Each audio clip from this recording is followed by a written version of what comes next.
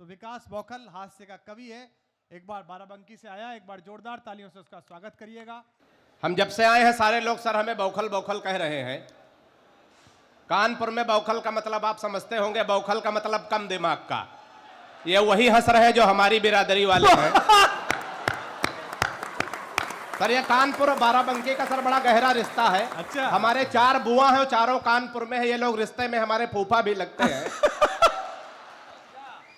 तो भतीजे के लिए तालियां वालियां बजाएंगे तो अच्छा लगेगा।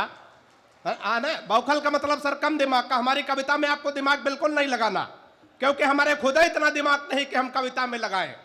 हमारी कविता बिल्कुल तुरंत लगाओ, तुरंत आराम, बिल्कुल झंडू बाम। एक बार तालियां बजाओ, हम शुरू करें काम। बिल्कुल 2020 में निपटाएंगे। जितने मन से आप सुनेंगे। देखिए कवि सम्मेलन में सर 3 लोगों की जिम्मेदारी होती। हमारी जिलाधिकारी महोदया बैठी, आपको भी मैं प्रणाम करता हूं। अब नीचे बैठ के बौखल को सुन रही है, हमारा सौभाग्य है। आपको मैं प्रणाम करता हूं कि आप बौखलों का भी सम्मान करती हैं। मैं आपको विशेष प्रणाम करता हूं। ये कानपुर है। ये भाई साहब इनको खड़े रहने दीजिए। हाँ ये सब संभाल लेंगे। अच्छा इधर वाले हम देख रहे हैं सर, इधर इतनी पुलिस लगा रखी है कप्तान साहब ने कि इधर वाले तो डर के मारे ताली नहीं बजा रहे। अच्छा कभी कभी सर डर के मारे काम गड़बड़ हो जाता। अच्छा। एक बार एक मुर्गी फार्म का मालिक गया, मुर्गियों से कहा देखो महंगाई बहुत बढ़ गई है। हाँ। एक अंडे में काम नहीं चलता, कल से सबको 2-2 3-3 अंडे देने। सुबह देखा सबके नीचे 2-2 3-3 अंडे, एक के नीचे सिंगल था।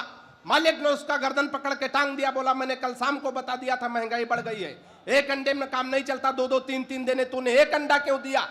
उसने कहा कि सर ये तो आपका डर है जो एक अंडा दे दिए, नहीं हम तो मुर्गा है। तो एक बार तालियां बजाओ, कप्तान साहब बैठे तो कहां बहुत अच्छा मुर्गा बने कवि सम्मेलन। 3 लोगों की जिम्मेदारी कप्तान साहब कवि सम्मेलन में होती। एक तो संचालक, दूसरे कवि, तीसरे श्रोता। सबसे बड़ी जिम्मेदारी आपकी। एकों की जिम्मेदारी कम हुई तो कवि सम्मेलन जमने वाला नहीं। सबसे बड़े जिम्मेदार आप होते। अभी आ रहे थे कानपुर देहात के किनारे किनारे, हम लोग सड़क के किनारे एक आदमी गड्ढा खोद रहा था, दूसरा आदमी मिट्टी डाल रहा था, फिर अगला आदमी गड्ढा खोदे, दूसरा मिट्टी डाले। हम रुक गए, हमने कहा भाई साहब कौन सा कार्यक्रम चल रहा? एक आदमी गड्ढा खोद रहा, दूसरा मिट्टी डाल रहा, मतलब कोई नहीं। उसने कहा कि तुम हो बौखल, नहीं समझोगे, ये वन विभाग की तरफ से वृक्षारोपण का कार्यक्रम चल रहा। इसमें 3 लोगों की ड्यूटी लगाई गई थी। एक आदमी गड्ढा खोदेगा, दूसरा पेड़ रखेगा, तीसरा मिट्टी डालेगा। जो पेड़ रखने वाला है छुट्टी पर है, हम लोग अपना काम कर। बहुत एक बार तालियां बजा दो, छुट्टी पे गए तो आनंद नहीं आ रहा है ना। बीच बीच में ऐसा कोई सीटी कौन बजा रहा है? या ऐसे सीटी बजा रहा लग रहा आसाराम बापू छूट गए क्या? इसके लिए एक बार तालियां बजा दो तो हम शुरू कर दे। सुनिएगा, विसंगत 4 पंक्तियां। संस्कारों की धरती है कानपुर। संस्कारों से सर हम हाथ से निकालते हैं। हाथ से हमारे हर तरफ। हमारी सर जब शादी तय हुई, ये बात मैं इसलिए कह रहा हूं कि मैं बाराबंकी से आता हूं, वहां बौखलों की भी शादी हो जाती है। और दिल्ली में राहुल गांधी तक कुंवारे पड़े रहते हैं। थोड़ा बाबा रामदेव को आप लोग ध्यान में लाइएगा। हालांकि सर आजकल हम तो बाबा रामदेव से बहुत परेशान। अच्छा। परेशान इसलिए कि हमारी पत्नी बहुत काली है, बिल्कुल काला काला जामुन समझो। अच्छा हमारी पत्नी काली हो, पत्नी ही हमारा धन है। बाबा रामदेव कह रहे हैं काला धन वापस करो। वापस कहेंगे, हम तैयार हो गए, काला धन वापस कर देंगे। बाबा बड़ा होशियार आदमी, तुरंत दूसरा सवाल किया, काले धन को सार्वजनिक करो। तो 4 पंक्तियां बाबा को ध्यान में रखे, थोड़ा और आनंद में आए कि बाबा रामदेव बोले बूढ़ों को शिकायत है, हम बाबा जी का चमनप्राश नहीं खाएंगे। अच्छा। कि बाबा रामदेव बोले बूढ़ों को शिकायत है, हम बाबा जी का चमनप्राश नहीं खाएंगे। और साल भर हो गया मंगाते और खाते हुए, लाभ तो नहीं हुआ है, अब ना मंगाएंगे। कि मैंने कहा बाबा एक बदलाव कर देखो। हमारी सलाह अगर बाबा के लिए उचित बैठ जाए तो आनंद लेना। मैंने कहा बाबा एक बदलाव कर देखो, वही बूढ़े फिर दौड़ दौड़ कर आएंगे। और अपनी हटा के फोटो मल्लिका की जो लगा दो, चमनप्राश छोड़ो बूढ़े डिब्बा चाट। बहुत मन से बड़े मस्ती से आप लोग सुन रहे हैं। सर बहुत सारे लोग कहते हैं कि हास्य के कवियों में देशभक्ति नहीं होती। मैं एक देशभक्ति का छंद पढ़ता हूं, कोई लड़ाई झगड़ा नहीं और देशभक्ति हो जाएगी। हमारे अंदर देशभक्ति सर कूट कूट के भरी है। पहले हम कूटे गए हैं, उसके बाद भरी गई है। तो निकालने की कोशिश करता योगी जी की सरकार है। इस बात को ध्यान में रखें, किसको कहां भेज दिया जाए तो बिना लड़ाई झगड़ा के देशभक्ति हो सकती है। सुनिएगा, आनंद लीजिएगा। और आपके परिवार के लिए मैं विशेष, सर आपके विभाग के लिए 4 पंक्तियां विशेष से सुनिएगा। पढ़ो। ये क्या हो रहा भाई, आवाज नहीं आ रही क्या? नहीं, पहुंच रही है, आवाज देखने के लिए गए। आवाज नहीं पहुंच रही, कोई नहीं तो कोई बात नहीं, कोई बात नहीं, हम वहां आके सुना देंगे। आप लोग बैठ जाइए। हाँ, आप लोग शांत रहेंगे तो आएगी। हाँ बैठ जाइए, आप शांत रहेंगे। सीटी की आवाज यहां तक आ रही, माइक की वहां नहीं जा रही, पता नहीं क्या। एक बार आप लोग आगे वाले तालियां बजा दो, हम शुरू कर दें। नहीं, पीछे वाले भी बजा दो, आवाज आ रही है। कि हिंद वाले शेर पाक जाके, हाथ में देशभक्ति आनंद लीजिएगा। कि हिंद वाले शेर पाक जाके जो दहाड़ देंगे, गीदड़ तुम्हारे ये बेचारे, और थोड़ा मन बना दीजिएगा। कि हिंद वाले शेर पाक जाके जो दहाड़ देंगे, गीदड़ तुम्हारे ये बेचारे मर जाएंगे। और दल एंटी रोमियो का भेज देंगे योगी जी, तो सानिया के देवर कुंवारे मर जा। तालियां तो आपने गलत जगह बजा दी, ताली वाली पंक्तियां आगे आने जा रही। क्या बात है, झूम के के। दल एंटी रोमियो का भेज देंगे योगी जी, तो सानिया के देवर कुंवारे मर जाएंगे।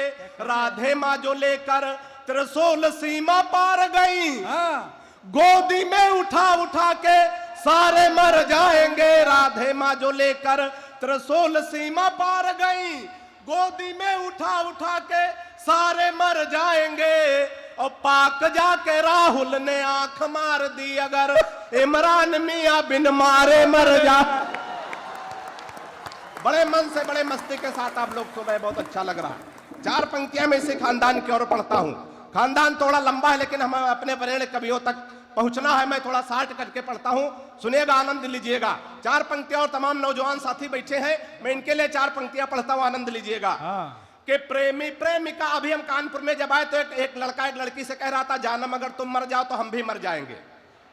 तो लड़की ने कहा, तुम क्यों मर जाओगे, कोई किसी के चक्कर में मरता है क्या? तो लड़के ने कहा कि तुम्हारे चक्कर में कानपुर देहात में है इतना उधार खा चुके हैं कि हमारा मर जाना ही ठीक है। तो 4 पंक्तियां सुनिएगा। कि प्रेमी प्रेमिका को जोर जोर से था कूट रहा, शायद था रूठा उसकी ही किसी चाल से। कि प्रेमी प्रेमिका को जोर जोर से था कूट रहा, शायद था रूठा उसकी ही किसी चाल से। और मैंने कहा आप इसे बेवजह कूट रहे, कुछ नहीं मिलता है झगड़ा बवाल से। कि उसने कहा कि हट जाइए जनाब आप, आज इसे कोई छुड़ा सकता न काल से। उसने कहा कि हट जाइए जनाब आप, आज इसे कोई छुड़ा सकता न काल से। और फोन का रिचार्ज हमसे कराती कल मुही, रात रात बात करती है रामलाल से। तालियां बढ़िया से आनी चाहिए। देखिए, बढ़िया सुनाओगे तो हम सुने, हमारा पेमेंट एडवांस हो चुका, माल लेके निकल जाएंगे, घाटा आपका होना। 4 पंक्तियां और देशभक्ति की सुनिएगा इसे आनंद के साथ, हंसते हंसाते देशभक्ति। सर, एक बार 4 देशों के लोग बैठे थे, एक रूस का, एक चीन का, एक जापान का, एक हिंदुस्तान का। इत्तेफाक से हिंदुस्तान का प्रतिनिधित्व तो हम कर रहे थे, क्यों कुछ समय बौखले कर रहे थे। योगी मोदी तो अब आए हैं। तो 4 पंक्तियां सुनिएगा। कि जापानी बोला मेरे यहां तकनीक देखो, हथियार बना भेजते हैं विश्व भर में। कि जापानी बोला मेरे यहां तकनीक देखो, हथियार बना भेजते हैं विश्व भर में। और रूस वाला बोला हम डॉक्टर बनाते हैं जो हर मर्ज का इलाज करे घर घर में। और चीन वाला चिंग चांग चू चाय कर बोला, हे नहीं, ताली बजती है यहाँ। कि चीन वाला चिंग चांग, चीन में छोटे छोटे नाम होते सर, 18-20 नाम मिलाओ, चिंग चांग चू चाय चे, तो अकेले डॉक्टर कुमार विश्वास जी के बराबर होगा, है? कि चीन वाला चिंग चांग चू चाय कर बोला, उसकी तो बात नहीं घुसी मेरे सर में। और मैंने कहा एक बार भारत में आओ, यहाँ भैंस को भी बढ़िया बनाते पार्लर में।